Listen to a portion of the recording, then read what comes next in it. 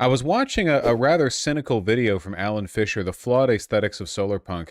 I think, does anyone else feel like people dog on that Chobani commercial way the f too much? Like a bunch of people liked it, so a bunch of other people jumped on it, and they were like, listen, this Chobani commercial doesn't solve climate change. You know? What commercial? That one. You know? See, there's a Chobani, which is my favorite. I have their yogurt, you know? It's a fun aesthetic, but Solarpunk is silly and impossible. Yeah, I just think sometimes people take it a little bit too seriously, you know? People will watch Star Trek and they'll be like, yes, the hyperpositronic converter is the reason why we have free energy on the ship, and people are like, you. And then you see like a Solarpunk farm and a bunch of lefties grit their teeth and foam at the mouth and lose their mind over it. They're like, this isn't what real urbanism looks like. I thought the point of it was to be aspirational. Yeah, I mean, I do need people to understand, because people have a hard time understanding this, that a farmstead in Wyoming is like 1 billion times worse for the environment than a high-rise apartment in Manhattan. People don't understand this because they just think like, well, the more green there is around you, the better it is for the environment, because they're stupid. Because people, like, on average, people are very low IQ, just very dumb. The average is what, like 100? That's crazy. To a guy like me, that's not even a fraction of my... Anyway, but no, an apartment in Manhattan, that's about as eco-friendly as you're getting, buddy. Doesn't he end the video complaining that... I don't know, I didn't finish it. We need people to return to the Roman philosophy of the less urban you are, the more uncivilized. 100%! Yeah, absolutely! We could solve so many problems. People will be like, men think about the Roman Empire and then advocate for suburbs. Buddy, oh, you can't do that. You can't advocate for a return to Roman tradition and also be like, yeah, man, the most American lifestyle out there is like rural homesteading. You can't do that shit. Roman Empire would behead your ass. Homesteading, they're gonna kill you. If you care about stupid streamer drama, I don't, but I'll bite. I'll bite, I say, as I click on a muted message to read the contents. Cutie Cinderella said, hanging around with racists doesn't make her racist because she wants to convince him. That's true, yeah. Hanging around with racists does not necessarily make you racist. There's like a million ways you could thread that needle to make that, like, obviously the case. Are they family? Are they, like, long-term friends who have shifted over position in time and you're trying to, like, feel them out or whatever? It's obviously like a vibes thing, you know? It really depends on the nature of the hangout. The problem is that usually when people say, I'm not a racist just because I hang around with racists, it's like, they're also racist.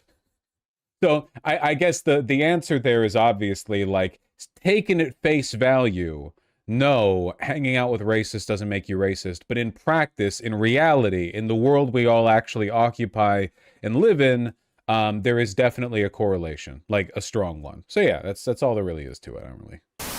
Dick Cheney died. Hold on, I think I actually saw the video of Mamdani being informed where he demonstrated some of the greatest discipline I've ever seen. When did that happen? Just earlier this morning. Incredible. For him to not break out laughing. For the man who can't stop smiling to not smile right there, unbelievable. You know he's tap dancing in his heart. To me, all Abrahamic religions are the same, okay? We should merge them. Have Abrahamic religions considered if they merged, they would be like undisputed the biggest, most powerful religious bloc in the world, like with no competitors? Yeah, they need to get on that Abrahamism. Make them wear all the hats. You can wear the little Jewish hat, and you can wear the big Muslim hat, and I think some Christians even wear hats. Bring the Mormons in there, who cares? Stack them? Yeah, like TF2. Oh, they got big Jewish hats, too. That's right, you got the, okay, little Jewish hat, and then the Muslim hat, and then the big Jewish hat, and whatever Christian hats they've got on. The yarmulke? Yeah, but it's funnier if you say little Jewish hat. Christians wear trucker hats? Yeah, fit one of those on there. The Pope hat? Yeah, go for it. Downside is you can never eat anything. Fuck, that's true. Oh, shit. Yeah, there'd be a lot of limitations. I don't know. You could still eat beef? Yeah, but not with cheese. And everything would have to be kosher, and everything would have to be halal. It's halal, right? Haram is the bad one. Who can't eat cheese? Jews! Jews can't eat cheese with meat. They have to eat it separate. I don't know why. It's like be greedy because you're getting both halves of the cow or something. You're getting the milk half and the meat half. Can't eat beef on Friday. Fuck, this Abrahamism sucks. God damn it. Didn't you grow up with Iranians? Yeah, sure. But they're like, it's like a different kind of Jew. Also, like, a lot of Jewish people aren't really practiced adherents of every doctrine. I mean, a lot of any religious group aren't, really.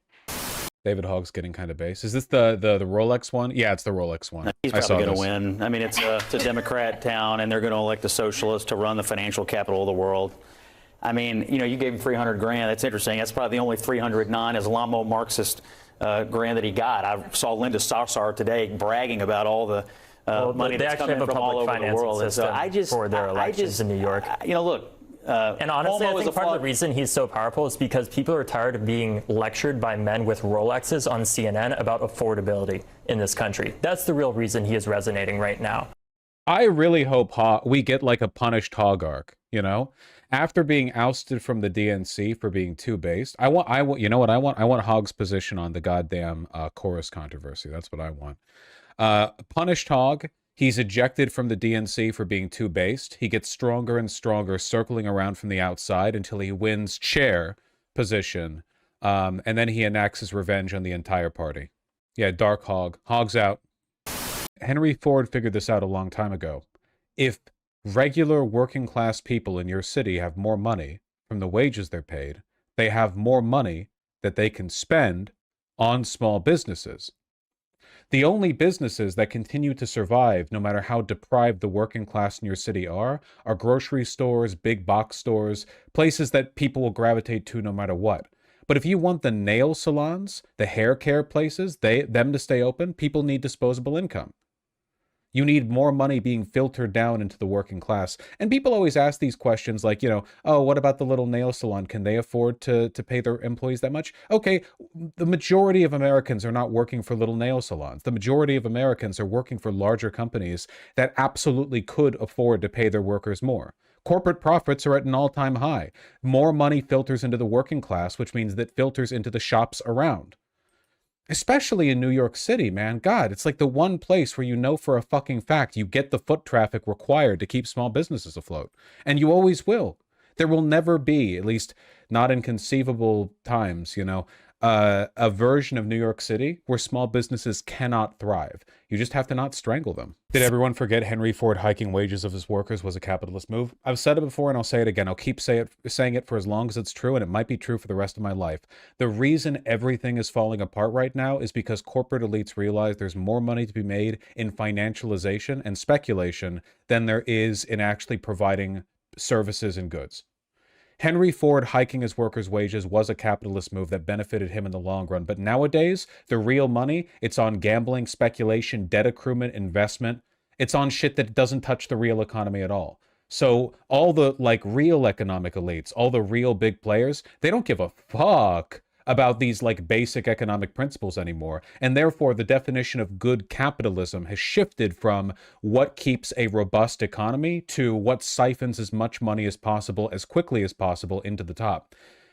I genuinely think that if Henry Ford looked at the current distribution of wealth in this country, he would be aghast at it. Not for moral reasons. He was an evil man. But because he'd be like, how the fuck would anyone afford my cars? And then you would have to explain to him, well, nobody actually affords cars. No one can afford a car. What people actually do is they pay it off over the course of 16 years with a 2-year deferred no interest payment car loan that is tied to your credit rating. Oh yeah, we invented the credit rating to make sure that, like, okay, so the idea was so poor people can't get loans, but in reality, it's a way of getting everyone to get a credit card early because you can't have a credit rating unless you have credit to speak of. So everyone has to get on a credit card. Yeah, basically the whole thing's a grift now. Like, everything's a grift now. You'd have to explain a lot of it to him. And I think after you explained it to him, he'd be like, oh, okay, so now I can make even more money.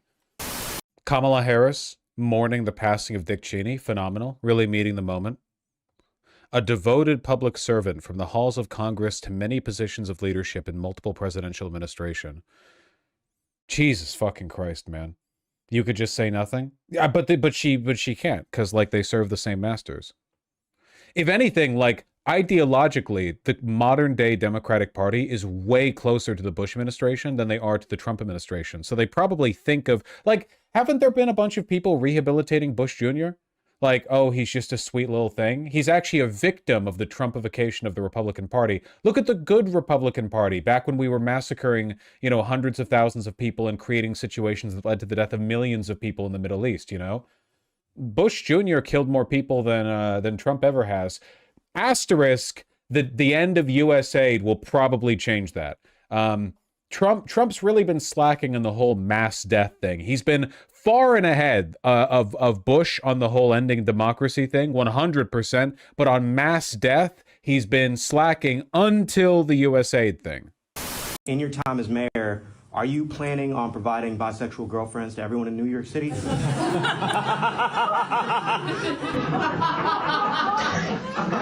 That's fucked up. You don't want to be stuck with a straight girl, I can tell you that much. Career's over. Have you seen the Sliwa drip? You mean with the tie? Yeah. Wearing a cat tie and holding proverbs. Curtis Sliwa joins his wife to vote for him on the Protect Animals ballot line. Delightful. He's an icon. He's an icon. I'm telling you, man. Parade czar. Bodega cat czar. Everything's a scam, man. Have you guys seen the CoffeeZilla video on gambling? And, oh man, the video on weed smoking from Kurzgesagt today. You know? Genuinely, like, there has never been a better time in history. There's never been a better time in all of history to just don't drink, don't smoke, never get. You should, by the way, you should never gamble. Ever. You should never gamble. Jesus Christ. At least doing heroin briefly makes you feel good. Never gamble. My dad had a gambling addiction. It was awful. Well, don't worry. Good news, Ren Green. With the generation of young men as they are right now, they'll have no opportunity to have kids to disappoint with their gambling addiction. Oh yeah, Zoran voting with his beautiful wife. God, she's cute. You see this fit pic from her? First Lady of New York. I don't know if they have first ladies in mayors. They probably don't, but you know, who cares? It's New York. New York has more money and power than most countries do. Sheesh. I'm telling you, living in New York is a huge buff to your aura because everyone over there is so like artistically inclined and fashionable. You know, you're going to be stylish. You might develop an eating disorder. Not saying she is. I'm just saying you might. But you will be stylish. What's the caption there? This could be the NYC First Lady on Tuesday, vote Cuomo. I'm assuming the person who posted this is extremely gay. That's the only real context I can imagine for posting this in a negative, you know what I mean? Like, you wouldn't want this lady to be representing your city. Really? Are you sure about that? Hate this technocratic, amoral attitude towards government. No, it's deeply authoritarian. It really, no, 100% is, yeah. The idea that the only thing that matters is like legacy and experience, it's like a de-democratization of the process. You're removing from people any considerations about effectiveness or personal concern or what you think is moral or immoral. It's just very deferential. No. We should be ruled over by an elite caste of ancient Nepo babies who have been in since day one, basically. That's how they got so much experience. How'd Cuomo get so experienced? Well, I bet being the fucking son of a governor didn't hurt. You know, he had an inroad from the beginning. It's not even technocratic. You're right. It's not even technocratic. That's true. It's not even. It's both undemocratic and untechnocratic. It's gerontocratic. It's ruled by seniority. There's no other principle to it. But remember, as Margaret Thatcher famously said, let's put it up on the screen, the problem with socialism is that you eventually run out. They never get tired of this low IQ fucking it's not even midwit. It means nothing. It falls apart the moment you think about it. For even to say it's insane how much they defer to it. It's so fucking boring. They think it's a bank I genuinely think you have to be stupid to find this convincing. It's the final state of this long process to make politics so bureaucratic and arcane and ineffective that You make politics into an incomprehensible machine that can't actually accomplish anything, and then you argue that only you should be able to win elections because only you can understand the machine. And in reality, it's nowhere near as complicated as you're making it out to be. You know? That's the whole point. The reason they turn it into this arcane nightmare ritual like, oh, you should vote for me because I'm the guy who can actually do the thing. Listen, it's politics. People have been doing politics for a long time, okay? This argument towards competency, it's built on assuming that people will buy the bullshit that nobody other than technocratic 85-year-old wizards can make it work. You know, you can't have passion. You can't have new ideas. These things are antithetical. Dude, my neck is killing me. Why is it? Why is my neck killing me? I think I gotta lean back for a little bit. Maybe I pricked it a little bit as I slept. You know. That's the fucked up thing about turning 30, or maybe for some fellas turning like 26, you know? Sometimes you just turn your head like a little bit too fast and it's like, oh, there goes your day. You need a better chair? It's a Herman Miller Aeron, buddy. Vaush, you spent $3K on a chair. For one, no, it was half that. For two, you should absolutely spend lots of money on anything involving ergonomics. Bed, chair, shoes. 100%. If there's anything in your life that it's worth splurging on, absolutely. Yeah. Even if you don't make that much money, I would defend saving up or like scrounging for deals on eBay. Absolutely. Yeah. It will, over the course of your life, I promise you, it will pay you back. How the hell does splurging on shoes pay back? For the quality soul. You trust me, you do not want to spend 8 hours a day at work standing on running shoes that are meant for you to sprint with them and are not intended to be something you just stand on. You ever feel like it hurts more to stand than it does to walk around? Like you're standing and you can feel the heel of your foot rolling a little bit on the foam of your sneaker, and it's like I'm standing still but my feet aren't like firmly placed. That's because you're wearing running shoes, which are meant to help you spring into a stride, not like general use. Get a pair of good work boots or ergonomic clogs or moccasins, something with a thick sole, a cork lining, and you can wear those for the rest of your life. Rest of your life, literally. You can get one good purchase, and it can be pricey, $300, $400, depends on what brand you go, but you can wear those, they mold into your foot, you'll wear them for the rest of your life. And they're comfy. I'm not talking fashion, I'm just saying like it will help you with your ergonomics, your back pain. My Red Wings are going on 16 years now. Hell yeah, girl. One investment once, and then it's like, that's your whole life. You're covered. Steel case is also good for chairs. Yes, I've heard that.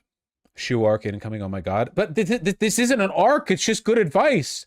This isn't being born of like a particular, like an idiosyncrasy or a desire on my part for everyone to wear shiny loafers. I'm just saying like the ergo stuff like really helps your health in the long run. Shoes are a part of it, but the chair and the bed, really important. If you have the ability to save money, there's so much worse shit you could spend it on than dropping it on a $3,000 mattress. You get a high quality mattress, you test it out at the right store, you get a feel for it. The pillow, do you have, listen, okay? I'll put it this way. Let me put it this way, okay? I still kind of do, chronic tension headaches. They happen to me a lot. Just how I'm built, maybe, could be my lifestyle. It's a lot of stuff, right? I went and I bought a nice pillow. I mean, a nice one, $300. The number of those goddamn tension headaches I get now, cut in half. Not even, like cut in a third. Do you have any idea how much money I've been able to make just by streaming? Do you know how many streams I used to cancel because of headaches? Now I almost never do. It used to be that solidly every single year for 2019, 2020, 2021, 2022, and 2023, every year, something 20 to 30 days I'd lose of streaming, just the headaches. Pillow paid for itself like that. I promise you, it is worth the ergo investment. 100%. Is a grassroots campaign uniquely easier in NYC because of the walkability and pro-social nature of NYC? Yes. I think democracy is just innately stronger the more urbanized society is, which again makes sense because the ability for society to be democratic seems to correlate in to some extent with its. I mean, it's a a post-industrial revolution phenomena for the most part, right? Greek democracy, whatever. Okay, we're talking about modern democracy. Yeah, for sure. I really do think that's part of the reason why, by the way, that's part of the reason why the powers that be want America to be this ugly sprawl of roads, highways, and suburbs, with no real cohesion or connection, because those people are much, much easier to rule over, Genuinely. Like, I really mean that. Yeah, it's the easiest way to turn people into sheep. People stop believing in society because they never see it. Everyone's just in a house, which is a box, or a car, which is a box. People can't organize. You don't have organic social movements. You have no civil society. Civil society thrives in the cities, but when you separate people and box them up, you don't get that. I think it makes them way easier to rule. What do you think of Bill de Blasio as a mayor? He seems like a pretty good one, or that he was a pretty good one. I just think that the problem was his policies were good, but he didn't cultivate or develop or inspire the social mandate that you need to implement the policies that he wanted to implement. Does that make any sense? Like, he's what happens if you have like a pretty left-leaning mayor, but you're out on an island in the middle of the water. You need like a move. You need like a broader. It's a great like not me us moment, right? Like Bill de Blasio.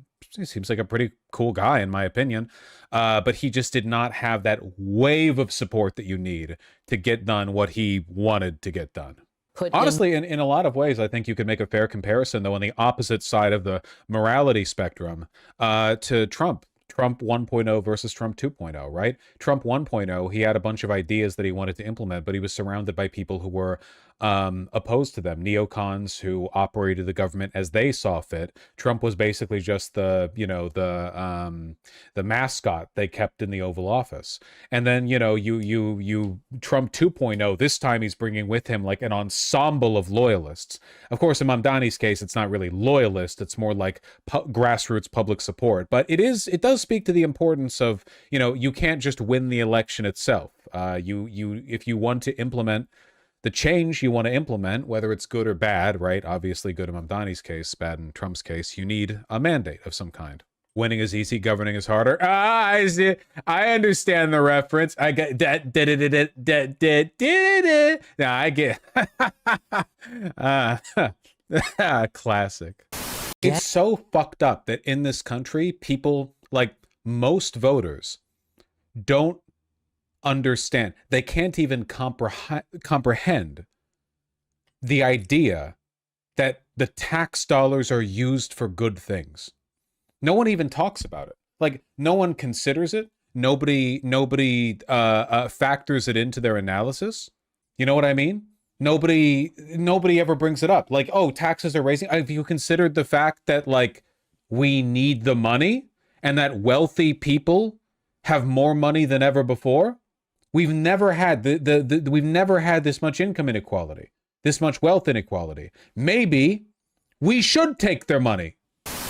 I really hope that the debacle over the past 12 months, I mean, just everything that's happened since, last year's election, has made Democrats care more about local and state elections. It is more important than ever before. It is so important to have the right people as mayor, governor, AG, and at your in your state legislators, as your state legislators. It's so important to resist Trump, like in the short term, but in the long term, there's been this creeping power accumulation. Like the fact that, like Virginia, for example, now Virginia's delegates have flipped. Now they're towards Democrats. But then I ask you, poignant question, right? Why the fuck were the delegates majority Republican before? In Virginia. How is this real? My Mitt Romney-loving former Republican aunt and uncle early voted for Jay Jones, ignoring weeks of my gentle and not-so-gentle persuasion. Too bad you have to sit this one out tomorrow. I voted early, teehee. How'd it feel to vote for someone who wants your grandchildren, a grandniece, and nephew dead? Would you invite them to piss on their graves? Walter and I both did. Newsflash, none of my 5 grandchildren have been threatened, but thanks. He said he wanted to kill Republicans and their children so we can piss on their graves because that's the only way to enact policy change. And you were like, oh, that sounds great. Sign me up for that. Oh no, I had no idea.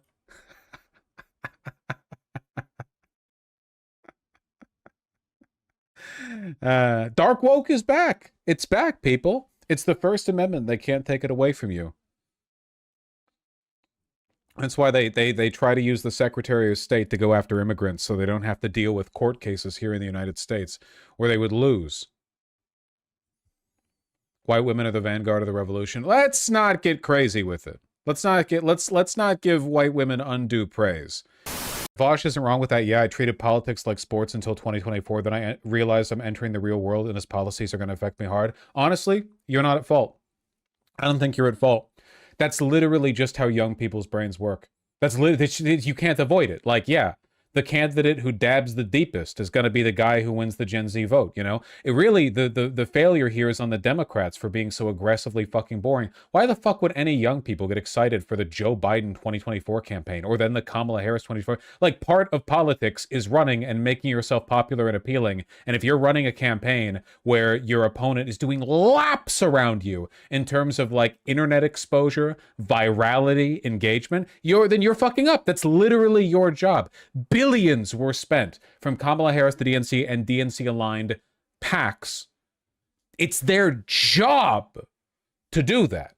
So, were you retarded? Yes. Are you still?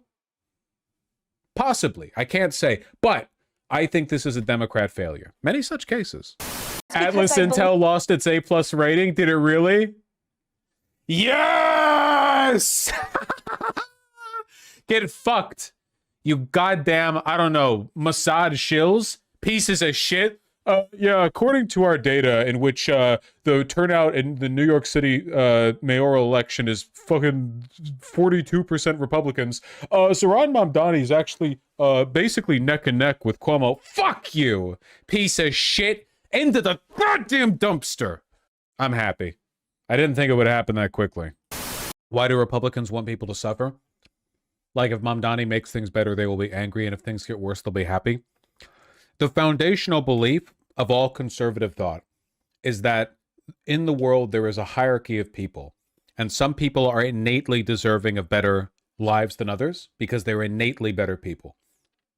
And the purpose of power is to sort people into their morally just categories. The people who deserve to have little should have little, and the people who deserve to have a lot have a lot. Usually they're assigning people based on racial, ethnic, national categories. Immigrant, not an immigrant. Hardworking, not hardworking, etc.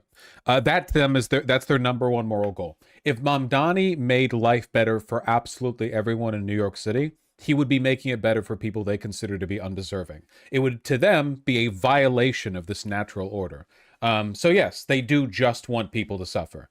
Of course, the one problem with this is that historically people who think this way have actually been okay with the denigration of people of higher social categories as long as there's more denigration of people of lower social categories. Or, in other words, a white supremacist almost always will accept a worsening of the standard of living for white people across the board if things get much worse for non-white people. Almost always. Like, throughout history, the hate element, the idea of punishment being weaponized, that's by far the more powerful incentive than the betterment of the people that you think should be at your level or above you. You know? Yeah, that's happening right now with Snap. Many such cases. See, the hierarchy is relative. The total amount of suffering is immaterial. What matters is that people are in positions of relative inferiority and superiority. A lot of online MAGA influencers tonight, when they're responding to why these candidates lost the elections, are saying they didn't hug Trump tight enough. And you also hear from a lot of Republicans who say, well, you know, Donald Trump wasn't on the ballot, and that's why a lot of these guys lost. And I do want to talk about whether... It's a fucking death spiral. It's a death spiral, dude.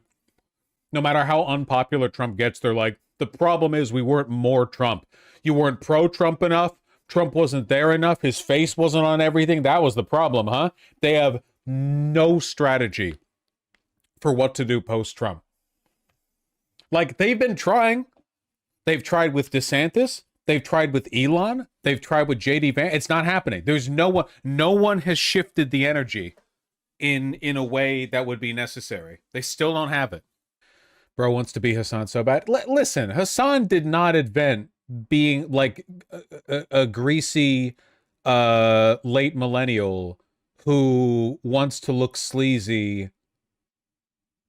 Like that's not, he didn't invent that, okay? And like the pretending you're Italian bit. They're asking what's your favorite energy drink.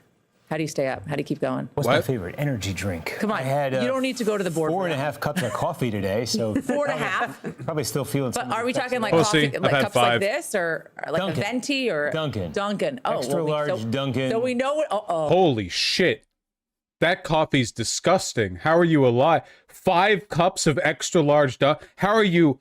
Are you wearing a diaper? Oh my god, that's not even a caffeine thing. That's just, it's Dunkin' coffee is really bad. That's the kind of diarrhea, you can't even wear a diaper. You just have to wear a catheter up the other hole. Pissing off New Englanders in chat right now. For one, I live in Seattle. I get to be snooty about coffee. For two, seriously, is there any part of America that would defend? Like, Canadians don't actually defend Tim Hortons coffee, you know? Do New Englanders? You're telling me you've got those beautiful, small, picturesque college towns, and then you go and you get your coffee from fucking Dunkin'? Boston will defend Dunkin', that's about it. Jesus. I've always wanted to go there, too. That's a shame.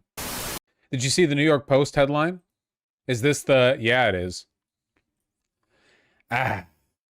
On your marks, get set, zo! Socialist Mamdani wins race for mayor. The red apple. After a campaign that promised high taxes, free stuff, hating Israel, and vibes, socialist Zohran Mamdani romped to victory last night and will become the 111th mayor of New York City.